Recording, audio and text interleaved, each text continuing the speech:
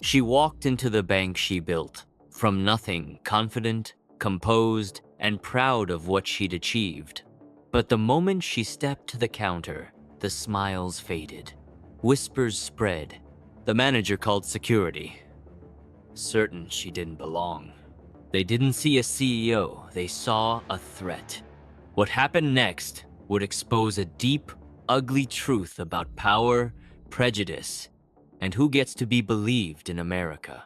This isn't just her story, it's a mirror held up to us all. Before that day, Danielle Brooks was the picture of success, the kind of woman who turned doubters into believers. From a modest neighborhood on the south side of Chicago, she'd climbed every rung of the corporate ladder late nights, endless rejections, and a quiet fire that never went out. Now, she wasn't just a banker. She was the CEO, one of the youngest and first Black women to own a financial institution in the city. Her days were a blur of meetings, strategy calls, and mentoring young women who reminded her of herself. She wore her confidence like armor, and in the boardroom, her voice carried the weight of someone who had earned every word she spoke. That morning felt no different. She stopped by her flagship branch, a place that should have been her pride and joy. But as she walked through the glass doors, something felt off. The air was colder, the smiles tighter, conversations hushed. She brushed it off. Maybe it was just her imagination. After all, this was her bank, her name on the building. But sometimes, power isn't enough to make people see you for who you are. And in just a few moments, Danielle would be reminded success doesn't always protect you from prejudice. Danielle approached the counter, smiling politely as she greeted the teller, a young woman she didn't recognize. "Good morning," she said, setting her briefcase on the counter. "I'm here to check on the quarterly reports for this branch." The teller hesitated. Her eyes flicked to Danielle's clothes, then to her skin, then to the security guard across the room. Do you have an appointment?" she asked. Danielle blinked, slightly caught off guard. "I don't need one," she replied calmly. "I'm the CEO." The teller's brows furrowed. She offered a nervous smile that didn't reach her eyes. "Right. Of course. One moment, please." Within seconds, whispers spread behind the counter. Two employees leaned in, glancing at her, snickering under their breath.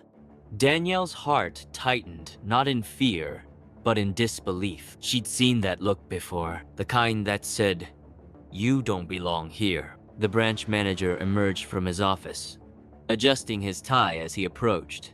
"Ma'am," he said in a practiced tone, "I'm going to have to ask what business you have here today."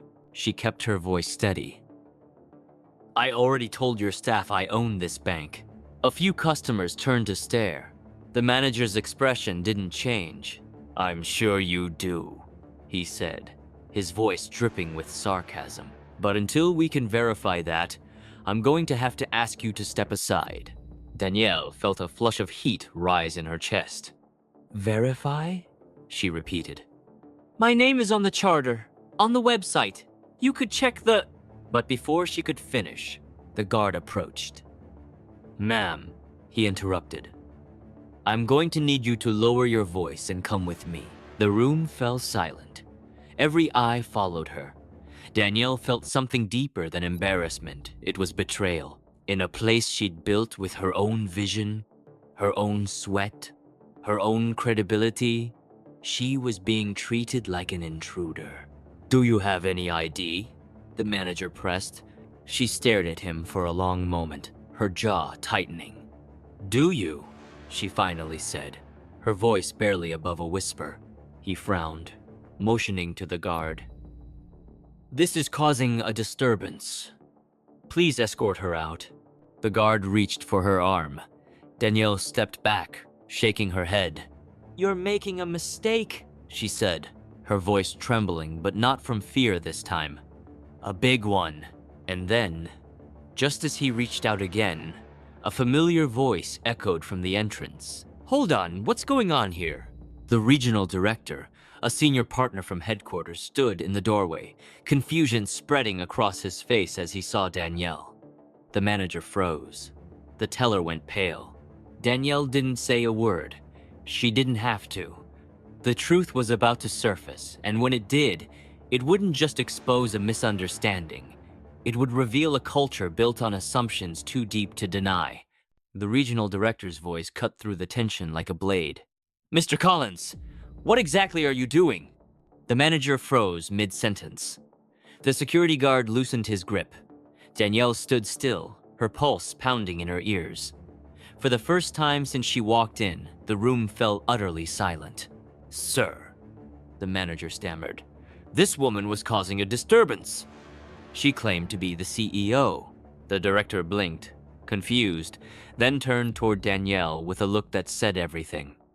"She is the CEO," he said, his voice low but sharp enough to slice through every whisper in the room. The words hit like thunder. Gasps rippled through the lobby. The teller's face drained of color. Even the guard stepped back, his expression twisting into something between fear and shame. Danielle didn't move. She didn't need to. The silence itself was her power now. Every pair of eyes that had doubted her was suddenly searching for somewhere, anywhere else to look. The director's tone hardened. "Mr. Collins, I'll be expecting your resignation by the end of the day." Danielle could feel her throat tighten, not with relief, but with rage. Not because she'd been vindicated, but because she never should have needed someone else to validate her own authority. She had worked her entire life to earn respect, only to watch it crumble the moment she walked through a door while black. She glanced around the room at the faces that had laughed, the ones that had looked away, and then she said quietly, "This isn't just about me. It never was." Her words hung heavy in the air. No one spoke. No one moved. In that frozen moment, something in the building shifted, not the structure, but the illusion of superiority that had held it together. And as Danielle turned to leave, every step echoed louder than any apology ever could. Danielle didn't look back as she left the branch that day. She didn't need to. The silence behind her said enough embarrassment, regret, disbelief, but no amount of apologies could erase what had happened in those few minutes. By that evening, the story had spread through every corner of her company. Some tried to downplay it. A misunderstanding, they said. Others reached out in shame, wondering how they could have missed what was happening right in front of them. But Danielle knew this wasn't an isolated moment. It was a reflection of something far bigger, an invisible weight that Black professionals carry into every room, every meeting, every handshake. The need to prove what should already be respected. Instead of anger, she chose action. She launched a company-wide program focused on diversity, leadership training, and accountability, not because she owed it to anyone, but because the system needed to see itself for what it was. And when she walked back into that same branch months later, she wasn't seeking revenge. She was there to rebuild what ignorance had tried to break.